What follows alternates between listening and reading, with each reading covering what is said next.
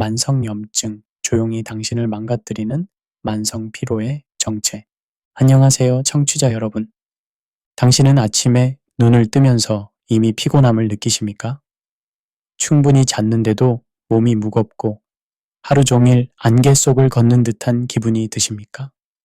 병원에서 받은 검사 결과는 모두 정상이라고 하는데 왜 몸은 점점 더 무너져가는 것 같이 느껴지십니까?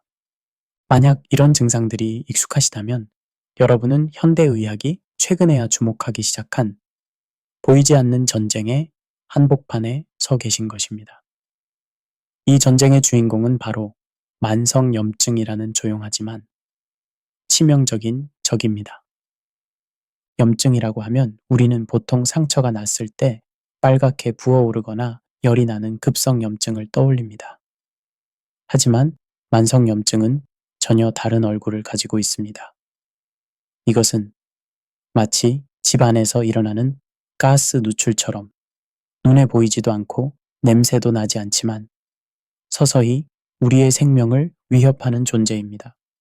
노벨 생리의학상을 수상한 염증 연구의 대가들은 이렇게 말합니다. 만성염증은 21세기 인류가 직면한 가장 큰 건강 위협 중 하나이다. 이는 과장이 아닙니다. 심혈관 질환, 당뇨병, 알츠하이머병, 암, 우울증까지 현대인을 괴롭히는 주요 질병들의 배후에는 모두 만성염증이 자리 잡고 있습니다. 그런데 여기서 약간의 냉소적 관점을 덧붙이자면 우리가 살고 있는 현대사회 자체가 만성염증을 부추기는 거대한 공장과도 같다는 점입니다. 24시간 불이 꺼지지 않는 도시, 끊임없이 쏟아지는 정보의 홍수, 가공식품으로 가득 찬 식탁, 좌식 생활 패턴, 이 모든 것이 우리 몸속에서 조용한 염증의 불씨를 지피고 있습니다. 하지만 절망할 필요는 없습니다. 만성염증의 정체를 정확히 이해하고 과학적으로 입증된 해결책들을 체계적으로 적용한다면 우리는 이 보이지 않는 적을 충분히 물리칠 수 있습니다. 이 책은 바로 그런 희망의 나침반 역할을 하고자 합니다. 앞으로 우리가 함께 탐험할 여정에서는 만성염증이라는 미로의 구조를 면밀히 살펴보고 현대 과학이 밝혀낸 해결의 열쇠들을 하나씩 발견해 나갈 것입니다. 그리고 마지막에는 우리 조상들의 지혜가 담긴 전통 치료법인 활법이 어떻게 현대적 해석을 통해 새로운 돌파구를 제시할 수 있는지도 살펴보겠습니다. 제1장 보이지 않는 전쟁터 만성염증의 정체. 염증이라는 단어를 들으면 대부분의 사람들은 무릎을 다쳤을 때 부어오르는 모습이나 목감기에 걸렸을 때의 아픈 기억을 떠올립니다. 이런 급성염증은 사실 우리 몸의 완벽한 방어 메커니즘입니다. 마치 화재 경보기처럼 위험을 감지하면 즉시 경고음을 울리고 소방차를 출동시켜 문제를 해결하는 것이죠. 하지만 만성염증은 완전히 다른 성격을 가지고 있습니다.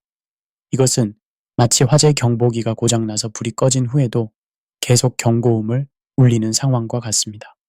원래의 위험은 사라졌는데도 면역계가 계속해서 전투 상태를 유지하며 결국 우리 몸의 정상적인 조직들까지 공격하게 되는 것입니다. 면역학의 아버지라 불리는 엘리 메치니코프는 1908년 이미 이런 예언을 했습니다. 염증은 양날의 검이다.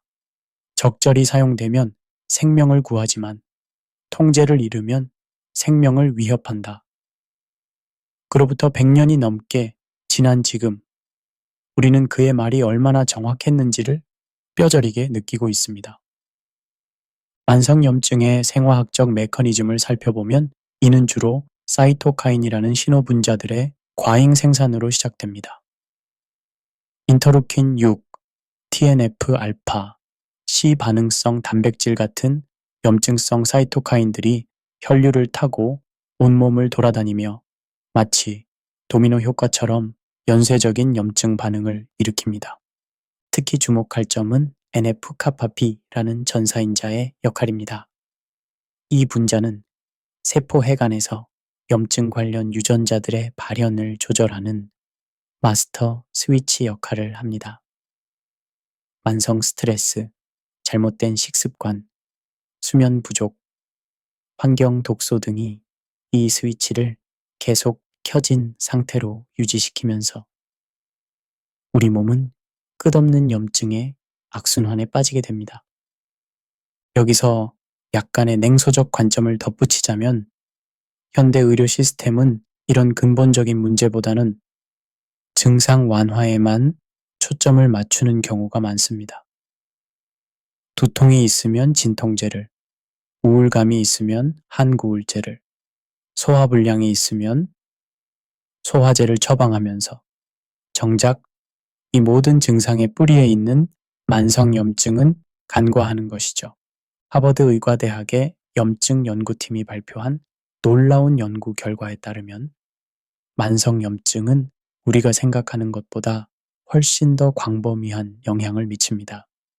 뇌에서는 신경세교 세포의 활성화를 통해 우울증과 인지기능 저하를 일으키고 혈관에서는 동맥경화를 촉진시키며 장에서는 장벽의 투과성을 증가시켜 소위 새는 장증후군을 유발합니다.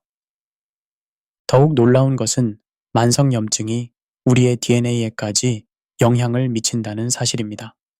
텔로미어라는 염색체 끝부분의 보호구조가 염증으로 인해 빠르게 단축되면서 세포 노화가 가속화됩니다. 이는 단순히 외모의 변화를 의미하는 것이 아니라 우리 몸의 모든 장기가 정상보다 빠른 속도로 기능을 잃어간다는 뜻입니다.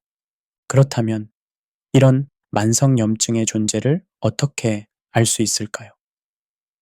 다행히 현대의학은 혈액 검사를 통해 몇 가지 지표들을 측정할 수 있습니다. C 반응성 단백질, CRPP, 적혈구 침강 속도 ESRR, 인터루킨 6수치 등이 대표적입니다. 하지만 이런 검사 수치가 정상 범위 안에 있다고 해서 만성염증이 없다고 단정할 수는 없습니다. 만성염증은 종종 매우 미묘한 수준에서 진행되기 때문입니다. 더 중요한 것은 우리 몸이 보내는 신호들을 주의 깊게 관찰하는 것입니다. 설명할 수 없는 만성 피로, 반복적인 감염, 상처가 늦게 아무는 현상, 관절의 뻣뻣함, 소화 문제, 기분의 변화 등이 모두 만성염증의 잠재적 신호일 수 있습니다. 제2장 현대사회가 만든 염증 공장 21세기 인류는 인간 역사상 가장 풍요로운 시대를 살고 있다고 합니다. 기술의 발전으로 생활은 편리해졌고 의학의 진보로 수명은 연장되었으며 정보화 사회로 인해 지식에 대한 접근성도 크게 향상되었습니다. 하지만 패러독스는 여기에 있습니다. 이 모든 발전에도 불구하고 현대인들은 이전 어느 시대보다도 더 많은 만성질환에 시달리고 있습니다. 인류학자들이 연구한 수렵 채집 사회의 사람들은 현재 우리가 문명병이라고 부르는 질환들을 거의 경험하지 않았습니다. 심혈관 질환, 제2형 당뇨병, 자가면역 질환, 우울증 등의 발병률이 현저히 낮았죠. 물론 그들도 감염병이나 외상으로 인한 급성염증은 경험했지만 만성염증은 거의 찾아볼 수 없었습니다. 그렇다면 무엇이 바뀐 것일까요? 답은 우리가 살고 있는 환경 자체에 있습니다. 현대 사회는 말 그대로 만성염증을 양산하는 거대한 공장과 같습니다. 첫 번째 염증 공장은 바로 우리가 매일 섭취하는 음식입니다. 산업혁명 이후 인류의 식단은 급격히 변화했습니다. 전통적으로 인간이 오랜 시간 동안 섭취해온 자연식품 대신 가공식품이 식탁의 주인이 되었습니다. 여기서 약간의 냉소적 관점을 덧붙이자면 식품 산업은 우리의 건강보다는 이윤을 우선시합니다. 설탕, 소금, 지방을 조합한 블리스 포인트를 정확히 계산해서 소비자가 계속 찾게 만드는 중독성 있는 제품을 만들어냅니다. 이런 초가공식품들은 우리 몸의 염증 반응을 직접적으로 촉발합니다. 특히 정제된 설탕과 고가당 옥수수 시럽은 혈당을 급격히 상승시키면서 AGEs, Advanced Glycation End Products 라는 염증성 화합물을 생성합니다. 트랜스지방과 과도한 오메가6 지방산은 아라키돈산 경로를 통해 프로스타글란딘과 류코트리엔 같은 염증 매개체를 대량 생산합니다.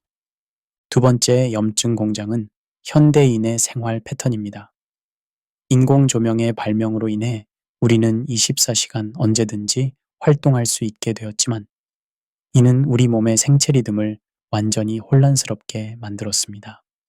서카디안 리듬의 파괴는 코르티솔과 멜라토닌 분비 패턴을 교란시키면서 만성적인 스트레스 상태를 만들어냅니다.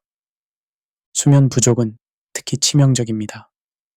수면 중에는 글림프 시스템이라는 뇌 청소 시스템이 활성화되어 염증성 대사 산물들을 제거합니다.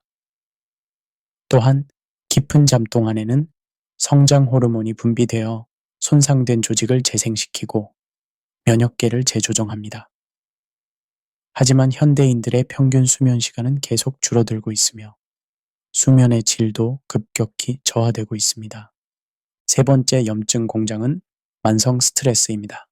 현대사회의 경쟁적 구조, 정보 과부하, 사회적 압박, 경제적 불안정 등이 우리를 지속적인 스트레스 상태에 놓이게 합니다. 원시시대의 스트레스는 주로 급성이었습니다. 맹수를 만나거나 자연재해를 당했을 때의 일시적인 위험 상황이었죠. 하지만 현대의 스트레스는 만성적이고 지속적입니다. 만성 스트레스는 HPA축, 즉 시상하부 뇌하수체 부신축을 지속적으로 활성화시켜 코르티솔을 과다 분비하게 만듭니다. 처음에는 코르티솔이 염증을 억제하는 역할을 하지만 만성적으로 노출될 경우 오히려 염증 반응을 증폭시키는 역설적인 효과를 보입니다. 네 번째 염증 공장은 환경 독소입니다. 대기오염, 화학물질, 플라스틱에서 나오는 내분비 교란 물질, 중금속 등이 우리 몸에 축적되면서 산화, 스트레스와 염증을 유발합니다.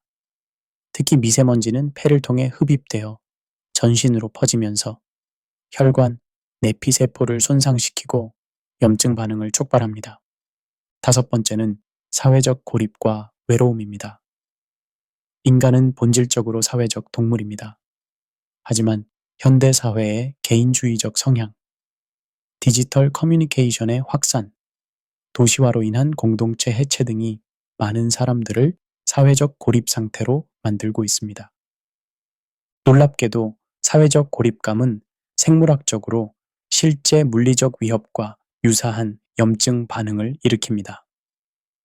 UCLA의 스티브 콜 박사의 연구에 따르면 외로움을 느끼는 사람들의 혈액에서는 염증성 사이토카인 수치가 높게 나타나고 바이러스에 대한 면역 반응은 약화되는 것으로 밝혀졌습니다. 이 모든 현대적 스트레스 요인들이 복합적으로 작용하면서 우리 몸의 면역계는 마치 잘못 조율된 오케스트라처럼 혼란스러운 연주를 계속하게 됩니다. 원래는 외부의 위협으로부터 우리를 보호해야 할 면역계가 오히려 우리 자신을 공격하는 적이 되어버린 것입니다. 제3장 뇌를 공격하는 조용한 침입자. 몸이 아프면 마음도 아프다는 옛말이 있습니다. 하지만 현대 과학은 이것이 단순한 속담이 아니라 정확한 생물학적 사실임을 입증하고 있습니다. 특히 만성염증이 뇌에 미치는 영향은 우리가 상상하는 것보다 훨씬 더 직접적이고 심각합니다. 전통적으로 의학계는 뇌를 면역학적으로 특권을 가진 장기라고 여겨왔습니다. 혈뇌장벽이라는 강력한 방어막이 있어서 면역계의 영향으로부터 보호받는다고 생각했죠. 하지만 최근 20년간의 신경면역학 연구는 이런 패러다임을 완전히 뒤바꿔 놓았습니다. 뇌는 실제로 몸의 염증 상태에 매우 민감하게 반응합니다. 염증성 사이토카인들은 여러 경로를 통해 뇌로 침투할 수 있습니다. 혈내장벽이 약해진 부위를 통해 직접 들어가기도 하고 미주신경을 통해 신호를 전달하기도 하며 뇌혈관 내피세포를 자극해서 뇌 내에서 염증 반응을 촉발하기도 합니다. 뇌 안에서 염증 반응의 주역은 미세하교 세포입니다. 이들은 뇌의 면역 세포로서 평상시에는 뇌 조직을 깨끗하게 유지하고 신경세포를 보호하는 역할을 합니다. 하지만 만성 염증 상태에서는 이들이 과도하게 활성화되어 오히려 뇌 조직을 공격하게 됩니다. 활성화된 미세하교 세포는 염증성 사이토카인을 분비하면서 신경세포의 연결고리인 시냅스를 파괴합니다. 또한 BDNF, 즉 뇌율의 신경영양인자의 생산을 억제하여 새로운 신경세포의 생성과 기존 신경세포의 생존을 방해합니다. 이런 신경염증의 결과로 나타나는 대표적인 증상이 바로 브레인 포그입니다. 안개가 낀 것처럼 머리가 흐릿하고 집중력이 떨어지며 기억력이 감퇴하는 현상입니다. 많은 사람들이 이를 단순한 스트레스나 피로의 결과라고 생각하지만 실제로는 뇌내 염증의 직접적인 결과인 경우가 많습니다.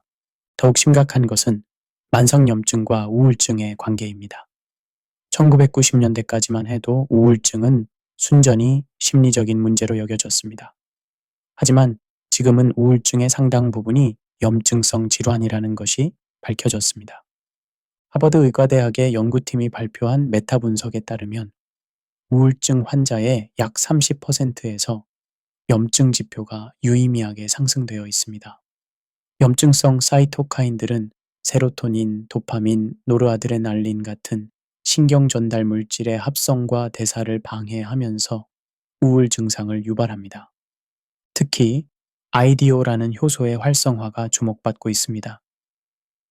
염증 상태에서 이 효소가 과도하게 활성화되면 세로토닌의 전구체인 트립토판이 세로토닌으로 변환되는 대신 키누레닌이라는 신경독성 물질로 전환됩니다. 이는 우울증뿐만 아니라 불안, 인지기능, 저하까지 초래할 수 있습니다. 여기서 약간의 냉소적 관점을 덧붙이자면 현대 정신의학은 여전히 우울증을 단순한 화학적 불균형으로 보고 한구울제 처방에만 의존하는 경우가 많습니다. 하지만 만약 우울증의 근본 원인이 만성염증에 있다면 한구울제만으로는 한계가 있을 수밖에 없습니다. 실제로 많은 환자들이 여러 종류의 한구울제를 시도해도 만족할 만한 효과를 얻지 못하는 이유 중 하나가 여기에 있을 수 있습니다. 만성염증은 또한 신경퇴 행성 질환의 중요한 위험인자이기도 합니다. 알츠하이머병, 파킨슨병, 다발성 경화증 등의 발병 과정에서 만성염증이 핵심적인 역할을 한다는 증거들이 계속 축적되고 있습니다. 알츠하이머병의 경우 뇌에서 발견되는 아밀로이드 플라크와 타우 단백질, 엉킴 주변에는 항상 활성화된 미세하교 세포들이 발견됩니다. 이들은 처음에는 독성 단백질을 제거하려고 시도하지만 만성적인 염증 상태에서는 오히려 뇌 조직을 더욱 손상시키는 악순환을 만들어냅니다. 수면과 뇌 염증의 관계도 매우 중요합니다. 앞서 언급한 글림프 시스템은 수면 중에만 활성화되어 뇌에서 염증성 대사산물들을 제거합니다. 수면 부족이나 수면의 질 저하는 이 청소 시스템의 효율을 떨어뜨려 뇌에 염증성 물질들이 축적되게 만듭니다. 또한 수면 부족은 혈뇌 장벽의 투과성을 증가시켜 평상시라면 뇌로 들어갈 수 없는 염증성 분자들이 뇌 조직으로 침투할 수 있게 만듭니다. 이는 뇌 염증을 더욱 악화시키는 악순환을 만들어냅니다. 흥미로운 점은 운동이 뇌 염증에 미치는 긍정적 효과입니다. 적절한 유산소 운동은 BDNF의 분비를 증가시키고 항염증성 사이토카인의 생산을 촉진합니다. 또한 운동을 통해 분비되는 이리신이라는 호르몬은 미세하교 세포의 활성화를 억제하는 것으로 알려져 있습니다. 결국 뇌 건강을 지키기 위해서는 단순히 두뇌 훈련이나 인지 자극만으로는 충분하지 않습니다. 몸 전체의 염증 상태를 관리하는 것이 뇌 건강의 핵심이라고 할 수 있습니다. 제4장 몸의 경고 신호들을 읽어내기. 우리 몸은 놀라울 정도로 정교한 의사소통 시스템을 가지고 있습니다. 마치 숙련된 의사처럼 몸은 끊임없이 자신의 상태를 점검하고 이상이 있을 때마다 다양한 신호를 보냅니다. 문제는 현대인들이 이런 신호들을 제대로 읽어내지 못하거나 혹은 무시하는 경우가 많다는 것입니다. 만성염증의 초기 신호들은 대개 매우 미묘하고 비특이적입니다. 이는 마치 자동차 엔진에 문제가 생겼을 때 처음에는 작은 소음이나 진동으로 시작되는 것과 같습니다. 초기에 이런 신호들을 무시하면 결국 엔진이 완전히 고장나는 것처럼 만성염증도 처음에는 가벼운 증상으로 시작해서 점차 심각한 질병으로 발전하게 됩니다. 가장 흔한 초기 신호는 바로 설명할 수 없는 만성 피로입니다. 충분히 잠을 잤는데도 아침에 일어나기 힘들고 하루 종일 에너지가 부족한 느낌이 드는 것이죠. 이는 단순한 체력 부족이 아니라 염증성 사이토카인이 미토콘드리아의 기능을 저하시키면서 세포 수준에서 에너지 생산이 감소하기 때문입니다. 미토콘드리아는 세포의 발전소라고 불립니다. 이들이 제대로 작동하지 않으면 우리 몸의 모든 기능이 저하됩니다. 염증 상태에서는 활성산소가 과도하게 생성되어 미토콘드리아의 DNA를 손상시키고 에너지 생산 효율을 떨어뜨립니다. 두 번째 주요 신호는 인지 기능의 변화입니다. 집중력 저하, 기억력 감퇴, 정신적 명료함의 상실 등이 나타납니다. 많은 사람들이 이를 나이가 들면서 자연스럽게 일어나는 현상으로 받아들이지만 실제로는 뇌 내 염증의 결과일 가능성이 높습니다. 여기서 약간의 냉소적 관점을 덧붙이자면 현대사회는 이런 인지 기능 저하를 마치 정상적인 것처럼 받아들이도록 만듭니다. 멀티태스킹 시대니까 집중력이 떨어지는 게 당연하다. 나이가 들면 기억력이 나빠지는 게 정상이다 라는 식으로 말이죠. 하지만 이는 결코 정상이 아닙니다. 세 번째 신호는 기분과 감정의 변화입니다. 원인 모를 우울감, 불안감, 짜증이 자주 나는 것 등이 해당됩니다. 이는 앞서 설명한 바와 같이 염증이 신경 전달 물질의 균형을 깨뜨리면서 나타나는 현상입니다. 네 번째는 수면 패턴의 변화입니다. 잠들기 어렵거나 자주 깨거나 깊게 잠들지 못하는 등의 증상이 나타납니다. 염증성 사이토카인들은 수면 각성 주기를 조절하는 뇌 부위에 직접적인 영향을 미쳐서 수면의 질을 저하시킵니다. 다섯 번째는 소화계통의 문제입니다. 복부 팽만감, 가스, 설사나 변비, 속쓰림 등이 지속적으로 나타나는 것이죠. 장은 우리 몸에서 면역세포의 70% 이상이 집중되어 있는 곳입니다. 만성염증은 장 점막의 투과성을 증가시켜 소위 새는 장증후군을 일으키고 이는 다시 전신적인 염증 반응을 증폭시키는 악순환을 만듭니다. 여섯 번째는 관절과 근육의 불편감입니다. 아침에 일어났을 때 관절이 뻣뻣하거나 설명할 수 없는 근육통이 지속되는 것 등이 해당됩니다.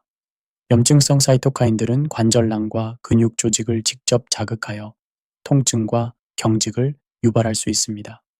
7번째는 피부 변화입니다.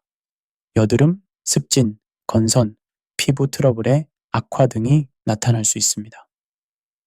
피부는 우리 몸의 가장 큰 장기이자 면역계의 첫 번째 방어선입니다. 내부의 염증 상태는 종종 피부 문제로 표현됩니다. 8번째는 감염에 대한 저항력 저하입니다. 감기에 자주 걸리거나 상처가 늦게 낫거나 구내염이 자주 생기는 등의 증상이 나타납니다. 만성염증은 면역계의 균형을 깨뜨려서 실제 병원균에 대한 저항력을 오히려 약화시킵니다. 9번째는 호르몬 불균형과 관련된 증상들입니다. 여성의 경우 생리불순, PMS 악화, 갱년기 증상 심화 등이 나타날 수 있고 남성의 경우 선교 감퇴, 근육량 감소 등이 나타날 수 있습니다. 염증은 호르몬의 생산과 대사에 직접적인 영향을 미칩니다. 마지막으로 주목해야 할 신호는 식욕과 체중의 변화입니다. 설탕이나 탄수화물에 대한 갈망이 증가하거나 특별한 이유 없이 체중이 증가하거나 감소하는 것 등이 해당됩니다. 염증은 렙틴과 그렐린 같은 식욕 조절 호르몬의 기능을 방해하여 식욕과 체중 조절을 어렵게 만듭니다. 이런 신호들을 인식하는 것만으로도 이미 치유의 첫걸음을 내딛는 것입니다. 우리 몸의 목소리에 귀 기울이고 그 메시지를 정확히 해석할 수 있다면 만성염증이 심각한 질병으로 발전하기 전에 미리 대처할 수 있습니다. 중요한 것은 이런 증상들이 복합적으로 나타날 때 그 배후에 만성염증이 있을 가능성을 의심해 보는 것입니다. 각각의 증상을 따로따로 치료하려고 하기보다는 근본적인 염증의 원인을 찾아 해결하는 것이 더 효과적인 접근법이 될 것입니다. 제5장 식탁 위의 독과약. 음식으로 못 고치는 병은 약으로도 못 고친다는 히포크라테스의 말은 2500년이 지난 지금도 여전히 유효합니다. 하지만 현대인의 식탁을 보면 이 말이 얼마나 무시되고 있는지를 실감하게 됩니다. 우리가 매일 섭취하는 음식들 중 상당수가 실제로는 만성염증을 부추기는 독과 같은 역할을 하고 있습니다. 인간의 소화기관은 오랜 시간에 걸친 진화의 산물입니다. 우리의 유전자는 자연 상태의 음식들에 최적화되어 있습니다. 하지만 지난 200년, 특히 최근 50년 동안 인간의 식단은 급격히 변화했습니다.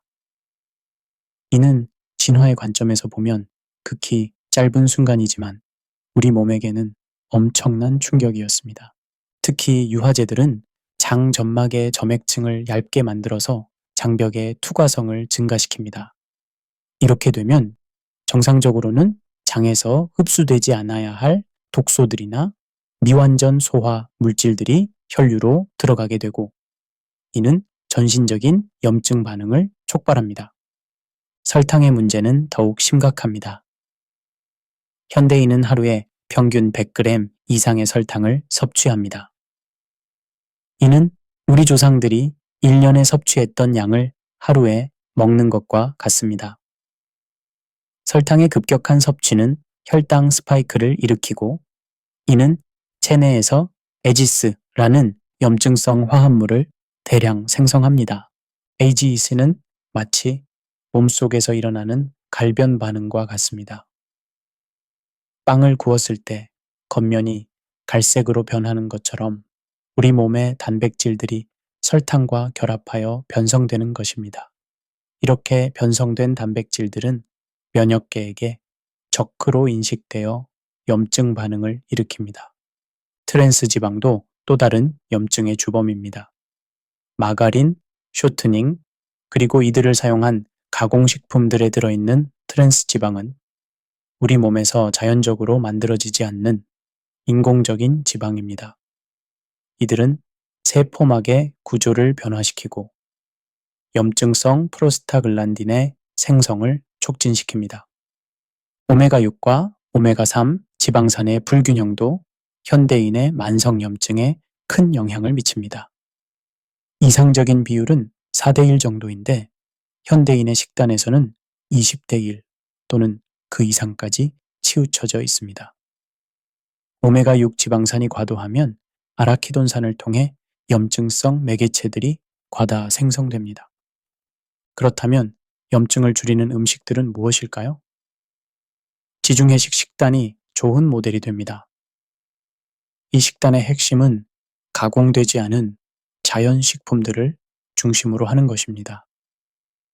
한겸 식품의 첫 번째 그룹은 오메가3 지방산이 풍부한 식품들입니다. 연어, 고등어, 정어리 같은 등푸른 생선들과 아마씨, 치아시드, 호두 등이 포함됩니다. 이들은 EPA와 DHA라는 강력한 한겸 화합물을 제공합니다. 두 번째 그룹은 폴리페놀이 풍부한 식품들입니다. 베리류, 다크 초콜릿, 녹차, 적포도, 올리브 오일 등이 여기에 속합니다. 폴리페놀은 강력한 항산화 작용과 함께 NF-kappa 비경로를 억제하여 염증 반응을 차단합니다. 세 번째는 향신료들입니다. 강황의 커큐민, 생강의 진저롤, 마늘의 알리신, 계피의 신나말데하이드 등은 모두 강력한 한겸작용을 가지고 있습니다. 특히 커큐민은 그 효과가 일부 소염제보다도 강한 것으로 알려져 있습니다. 네 번째는 식이섬유가 풍부한 식품들입니다. 야채, 과일, 통곡물, 콩류 등에 들어있는 식이섬유는 장내 유익균의 먹이가 되어 단쇄 지방산을 생성합니다. 이 단쇄 지방산들은 강력한 항겸작용을 가지고 있습니다. 중요한 것은 단순히 좋은 음식을 더 먹는 것이 아니라 나쁜 음식을 줄이는 것입니다. 식단에서 가공식품의 비중을 줄이고 자연식품의 비중을 늘리는 것, 이것이 염증과의 전쟁에서 승리하는 첫 번째 열쇠입니다. 제6장 스트레스라는 이름의 만성독. 현대사회에서 스트레스는 마치 공기와 같은 존재가 되었습니다. 모든 사람이 스트레스를 받고 있고 스트레스 없는 삶은 상상하기 어려워졌습니다. 하지만 이런 만성적인 스트레스가 우리 몸에서 어떤 일을 일으키는지 정확히 아는 사람은 많지 않습니다. 스트레스는 단순히 심리적인 불편함을 넘어서 우리 몸 전체를 염증 상태로 만드는 강력한 생물학적 독소입니다.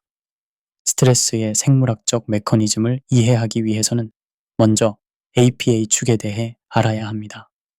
이는 스트레스에 대한 우리 몸의 주요 반응 시스템입니다. 스트레스를 감지하면 시상하부에서 CRBMR을 분비하고 이것이 뇌하수체를 자극해서 ACTX를 분비하며 최종적으로 부신해서 코르티솔을 분비하게 됩니다. 코르티솔은 흔히 스트레스 호르몬이라고 불립니다. 단기적으로는 우리가 위기 상황에 대처할 수 있도록 도와주는 중요한 호르몬입니다. 혈당을 높이고 심박수를 증가시키며 면역 반응을 억제해서 모든 에너지를 위기 대처에 집중할 수 있게 해줍니다. 하지만 문제는 현대인의 스트레스가 만성적이라는 점입니다. 원시시대의 스트레스는 대개 급성이었습니다. 맹수를 만나거나 자연재해를 당했을 때의 일시적인 위험 상황이었죠. 이런 급성 스트레스에 대한 반응으로 진화한 시스템이 현대의 만성 스트레스에는 적합하지 않습니다. 만성적으로 높은 코르티솔 수치는 역설적으로 염증을 증가시킵니다. 처음에는 코르티솔이 염증을 억제하지만 지속적인 노출은 코르티솔에 대한 세포들의 저항성을 만들어냅니다. 마치 당뇨병에서 인슐린 저항성이 생기는 것과 비슷한 현상입니다. 카네기 멜론 대학의 셸던 코엔 교수가 수행한 획기적인 연구에서는 만성 스트레스가 어떻게 면역계의 기능을 변화시키는지를 보여주었습니다. 만성 스트레스 상태에 있는 사람들의 면역세포들은 코르티솔에 한겸 신호를 제대로 인식하지 못했고 결과적으로 염증 반응이 과도하게 지속되었습니다. 여기서 약간의 냉소적 관점을 덧붙이자면 현대 사회는 스트레스를 마치 성공의 상징인 양 포장하는 경우가 많습니다. 바쁘다는 것이 중요한 사람이라는 증거처럼 여겨지고 스트레스를 받지 않으면 게으르거나 야망이 없는 사람으로 취급받기도 합니다. 하지만 이런 사회적 인식이 만성 스트레스를 정상화시키고 결국 집단적인 건강 문제를 야기하고 있습니다.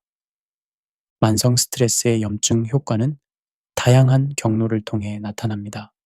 우선 교감신경계의 과활성화로 인해 노르아드레날린이 과도하게 분비됩니다.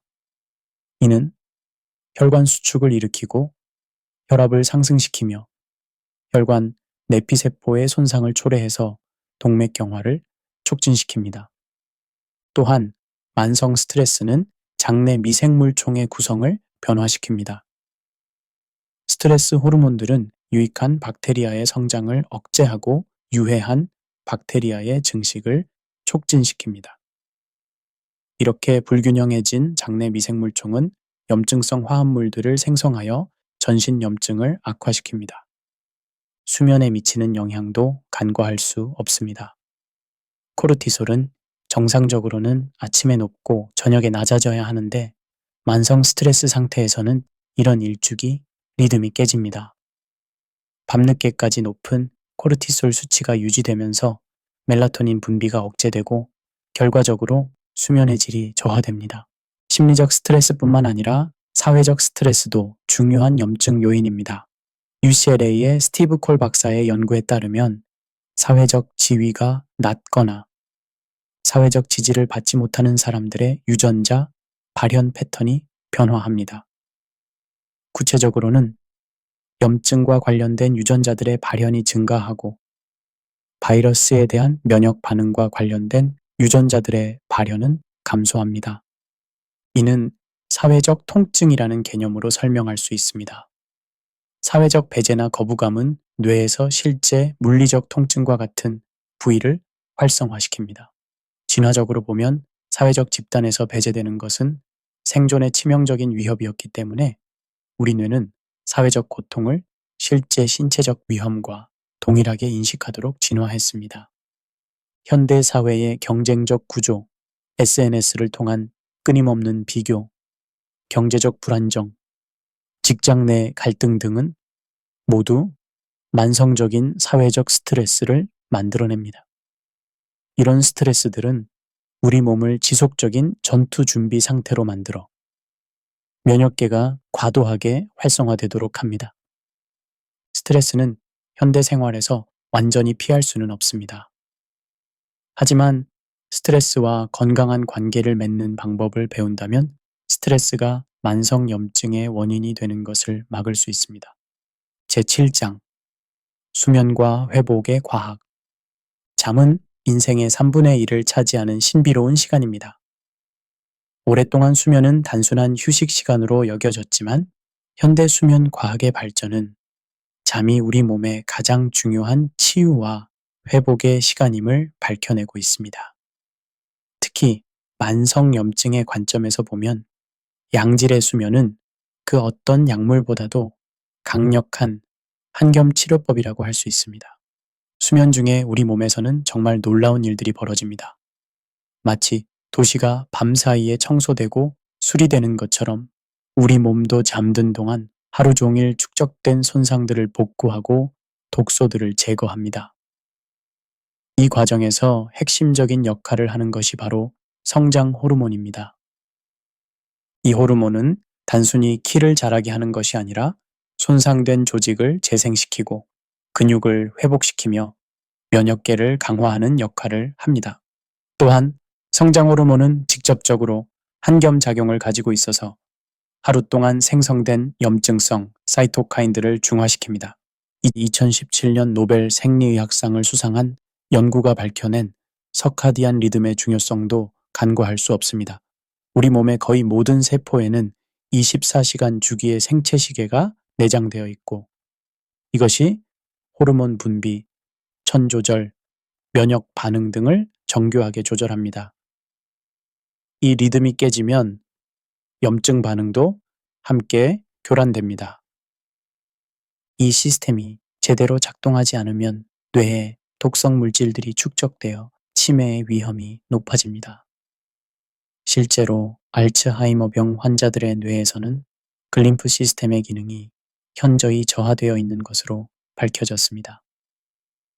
수면과 면역계의 관계도 매우 밀접합니다. T세포, B세포, NK세포 등 주요 면역세포들의 기능이 수면 중에 최적화됩니다. 특히 깊은 잠 동안에는 면역 기억이 강화되어 한번 만난 병원체에 대해 더 효과적으로 대응할 수 있게 됩니다. 수면의 질을 평가하는 지표들을 살펴보면 단순히 시간만 중요한 것이 아님을 알 수 있습니다. 수면 효율성, 깊은 잠의 비율, 렘 수면의 비율, 중간에 깨는 횟수 등이 모두 중요합니다.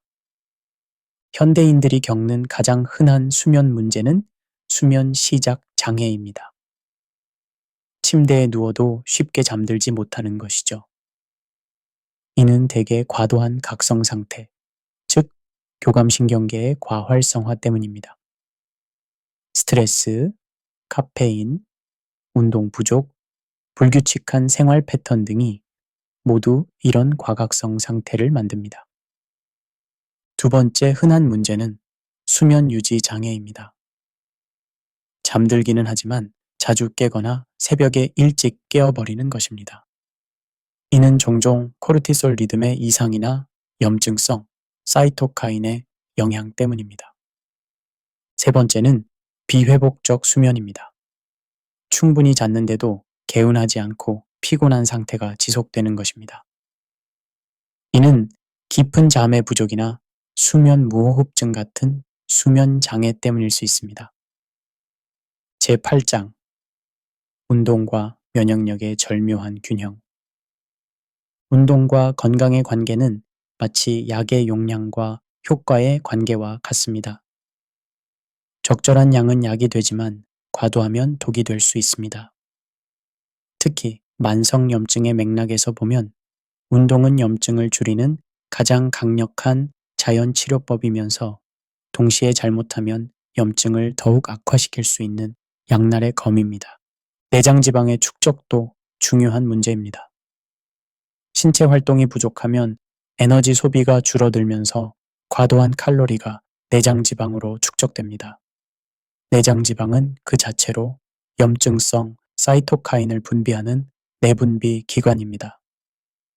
반대로 적절한 운동은 강력한 항염 효과를 가지고 있습니다. 운동의 항염 메커니즘은 여러 단계에 걸쳐 작용합니다. 우선 운동 중에는 교감신경이 활성화되면서 항염성 카테코라민이 분비됩니다. 이들은 면역세포의 염증 반응을 억제합니다. 근육에서 분비되는 마이오카인들도 중요한 역할을 합니다. 이리신은 갈색 지방 형성을 촉진하여 대사를 개선하고 FGF21은 인슐린 감수성을 향상시키며 오스터칼신은 골대사와 당대사를 조절합니다. 이 모든 마이오카인들이 직간접적으로 염증을 억제하는 작용을 합니다. BDNF, 뇌율의 신경 영양인자의 증가도 주목할 만합니다. 운동은 BDNF 분비를 촉진시켜 신경세포의 생존과 성장을 돕고 동시에 뇌내 염증을 억제합니다. 이는 운동이 우울증 치료에 효과적인 이유 중 하나입니다. 운동은 만성염증과의 전쟁에서 가장 강력한 무기 중 하나입니다. 하지만 이 무기를 제대로 사용하려면 적절한 강도, 빈도, 형태를 찾아야 합니다. 과유불급이라는 말처럼 적당함이 가장 중요합니다. 활법에서는 만성염증의 근본 원인을 4가지로 봅니다. 첫째, 간과 신장의 기능이 약해지는 것입니다. 간은 우리 몸의 해독 공장이고 신장은 노폐물을 걸러내는 필터 역할을 합니다. 이 두 장기가 제 기능을 하지 못하면 독소와 노폐물이 몸 안에 쌓이게 됩니다. 둘째는 경락의 막힘입니다. 경락은 기혈이 흐르는 통로인데 이것이 막히면 에너지가 원활하게 순환하지 못합니다. 마치 도로에 교통체증이 생기면 차들이 막히는 것과 같습니다. 셋째는 전기의 허약함입니다. 전기란 우리 몸의 정상적인 기능을 유지하는 근본 에너지인데 이것이 부족하면 외부의 나쁜 기운에 대항할 힘이 떨어집니다. 넷째는 현대인들이 가장 많이 겪는 스트레스입니다. 지속적인 스트레스는 교감신경을 항상 긴장 상태에 놓이게 하여 몸의 균형을 깨뜨립니다. 그렇다면 활법은 어떻게 이 문제를 해결할까요? 활법에는 4가지 핵심 치료 원리가 있습니다. 첫째, 결해소법입니다. 우리 몸에는 기혈이 정체되는 8개의 특별한 지점들이 있습니다. 이를 결이라고 부르는데 마치 강물에 생긴 댐과 같은 역할을 합니다. 활법에서는 숙련된 손길로 이 지점들을 정확히 찾아내어 부드럽게 풀어줍니다. 촉진과 진단을 통해 각 사람마다 다른 결의 위치와 정도를 파악하고 개인 맞춤형으로 치료합니다. 마치 막힌 수도관의 찌꺼기를 제거하듯이 이 작업을 통해 에너지가 다시 흐르기 시작합니다. 둘째는 경락소통법입니다. 경락은 우리 몸을 가로지르는 14개의 주요 통로와 수많은 가지 통로들로 이루어져 있습니다. 이 통로들이 막히면 염증 신호가 온몸으로 퍼지게 됩니다. 활법에서는 특별한 수기법을 통해 이 경락들을 하나하나 소통시킵니다. 이는 마치 교통이 막힌 도로를 뚫어주는 것과 같아서 한 곳이 뚫리면 연쇄적으로 다른 곳들도 원활해집니다. 셋째, 음양조화법으로 몸의 균형을 맞춥니다. 만성염증 상태에서는 대개 양기가 과도하게 올라가 있습니다. 스트레스와 염증으로 인해 몸에 열이 많아지고 반대로 음기는 허약해집니다. 활법에서는 이 균형을 맞춰주는 특별한 기법들을 사용합니다. 과도하게 올라간 양기는 아래로 내려주고 부족한 음기는 보충해줍니다. 이를 통해 자율신경계의 균형이 회복되고 호르몬 분비도 정상화됩니다. 넷째는 오장육부 조절법입니다. 활법에서는 간, 신장, 비위, 폐, 심장의 5장기와 각각에 연결된 부가 모두 조화롭게 작동해야 한다고 봅니다. 간의 기능을 강화하면 해독 능력이 높아지고 신장을 튼튼하게 하면 노폐물 배출이 원활해집니다. 비위를 강하게 하면 소화 흡수가 좋아져 기력이 생기고 폐를 건강하게 하면 호흡이 깊어져 산소 공급이 원활해집니다. 이 모든 것이 어우러지면 자연스럽게 면역력이 높아지고 염증성 독소를 배출하는 능력도 향상됩니다. 실제로 만성염증을 앓고 있는 분들을 살펴보면 대부분 여러 증상이 함께 나타납니다. 만성 피로와 우울감, 근육통이 동시에 찾아오는 경우가 많습니다. 이 모든 증상들이 사실은 서로 깊이 연결되어 있습니다. 예를 들어 설명해 보겠습니다. 비위의 기능이 허약해지면 가장 먼저 소화력이 감소합니다. 음식을 제대로 소화시키지 못하면 영양분 흡수가 떨어지고 이는 곧 전기 부족으로 이어집니다. 전기가 부족하면 전신에 피로감이 찾아옵니다. 동시에 강의가 울결되기 시작합니다. 스트레스와 피로가 누적되면서 간의 기운이 막히고 이는 감정적인 불안정으로 나타납니다. 강의울결이 심해지면 심기도 허약해져서 우울감과 불면증이 생깁니다. 잠을 제대로 자지 못하면 몸의 회복력이 더욱 떨어지는 악순환이 시작됩니다. 또한 근육 내에는 응결된 기혈이 쌓이게 됩니다. 이것이 바로 근육의 결인데 이 결들이 염증성 통증을 일으킵니다. 목과 어깨가 항상 뻐근하고 등이 자주 아픈 것도 이런 이유입니다. 활법 치료에서는 이 모든 문제를 통합적으로 접근합니다. 먼저 복부를 살펴봅니다. 복부는 우리 몸의 중심이자 에너지 저장고입니다. 여기서 비위의 상태를 확인하고 소화 기능을 회복시키는 작업부터 시작합니다. 다음으로 흉곽 주변을 점검합니다. 가슴과 늑골 사이, 그리고 경합골 주변에는 심폐기능과 관련된 중요한 결들이 있습니다. 현대인들은 스트레스와 잘못된 자세로 인해 이 부분이 많이 막혀 있습니다.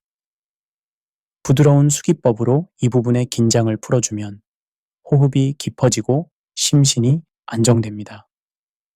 척추 주변도 매우 중요합니다.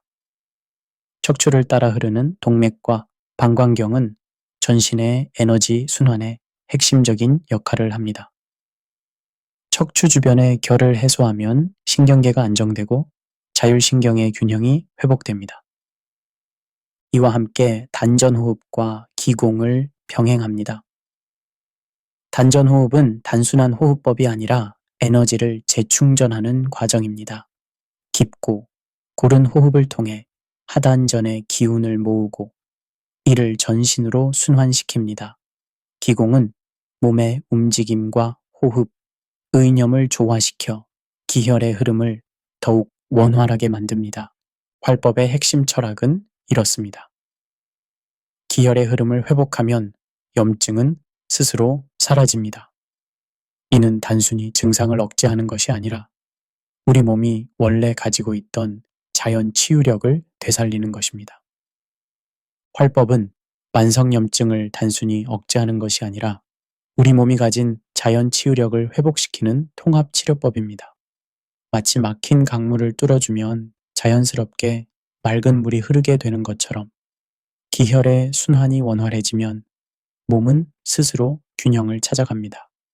현대의학의 발달로 많은 질병을 치료할 수 있게 되었지만 만성적인 문제들에 대해서는 여전히 한계가 있습니다. 이런 상황에서 수천 년간 전해져 온 활법의 지혜는 새로운 가능성을 제시합니다. 몸과 마음을 하나로 보고 증상이 아닌 근본 원인을 다루는 활법의 접근법은 현대인들에게 꼭 필요한 치유의 길을 보여줍니다. 여러분의 몸도 본래 건강해지려는 강한 의지를 가지고 있습니다. 다만 그 길이 막혀 있을 뿐입니다. 활법은 그 길을 다시 열어주는 나침반과 같은 역할을 합니다. 조급해하지 마시고 자신의 몸이 보내는 신호에 귀 기울이며 차근차근 건강을 되찾아 가시기 바랍니다. 제9장 새로운 시작을 위한 통합적 접근.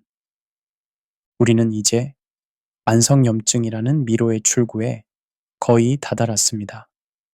지금까지의 여정을 통해 우리는 만성염증이 단순한 의학적 문제가 아니라 현대 문명이 만들어낸 복합적 도전임을 깨달았습니다. 이 문제의 해결책 역시 단일한 접근법으로는 불가능하며 다각도의 통합적 전략이 필요합니다. 현대 의학의 발전은 분명 인류에게 큰 혜택을 가져다 주었습니다. 감염병 정복, 수술 기법의 발달, 응급 의료 체계의 구축 등은 우리의 생명을 구하고 삶의 질을 향상시켰습니다. 하지만 만성염증 같은 복합적 건강 문제 앞에서는 기존 의학 패러다임의 한계가 드러나기도 합니다. 여기서 우리에게 필요한 것은 새로운 통합적 패러다임입니다. 현대의학의 정밀한 진단과 첨단 치료법에 전통의학의 전인적 접근법을 결합하고 여기에 개인의 생활 습관 개선과 사회적 환경 변화를 더한 종합적 솔루션이 필요합니다. 이런 통합적 접근법의 핵심은 개인 맞춤형 염증 관리 계획을 수립하는 것입니다. 각자의 유전적 소인, 생활 환경, 스트레스 요인, 식습관, 운동 능력 등을 종합적으로 평가해서 가장 적합한 전략을 찾아야 합니다. 예를 들어 사무직에서 오랜 시간 일하는 30대 직장인의 경우 좌식 생활로 인한 근골격계 문제, 불규칙한 식사로 인한 소화기 문제, 업무 스트레스로 인한 수면 장애 등이 복합적으로 작용해서 만성염증을 일으킬 수 있습니다.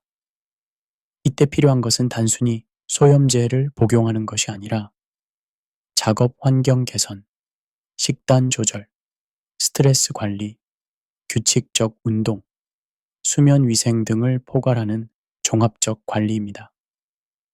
50대 중년층의 경우에는 호르몬 변화, 근육량 감소, 대사 저하 등이 주요 염증 요인이 될 수 있습니다.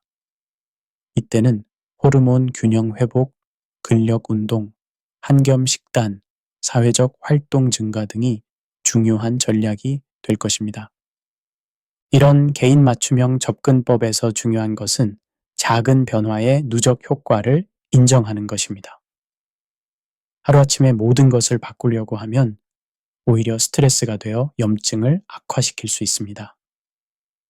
대신 매주 하나씩 작은 변화를 만들어가면서 점진적으로 개선해 나가는 것이 지속 가능한 방법입니다. 여기서 약간의 냉소적 관점을 덧붙이자면 건강관리 분야에는 수많은 기적의 치료법들이 넘쳐납니다. 단 며칠 만에 모든 염증이 사라진다거나 특정 보충제 하나만 먹으면 건강해진다는 식의 과장된 주장들이 많습니다. 하지만 만성염증은 장기간에 걸쳐 누적된 문제이므로 해결 역시 장기적 관점에서 접근해야 합니다. 건강한 회의주의를 유지하면서 과학적 근거가 있는 방법들을 선별해서 적용하는 지혜가 필요합니다.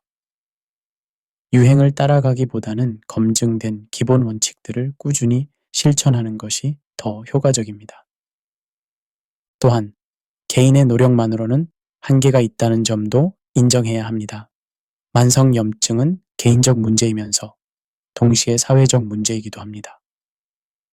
환경오염, 식품 시스템의 문제, 사회적 스트레스 구조 등은 개인이 혼자 해결할 수 있는 영역이 아닙니다. 따라서 개인적 노력과 함께 사회적 변화도 필요합니다. 건강한 식품에 대한 접근성 개선, 작업 환경의 개선, 스트레스 감소를 위한 사회제도 개선, 환경보호 등이 모두 만성염증 해결을 위한 중요한 요소들입니다. 결국 만성염증과의 전쟁에서 승리하는 열쇠는 균형에 있습니다. 현대의학과 전통의학의 균형, 개인적 노력과 사회적 지원의 균형, 기술적 해결책과 인간적 접촉의 균형, 완벽주의와 수용의 균형 등이 모두 중요합니다.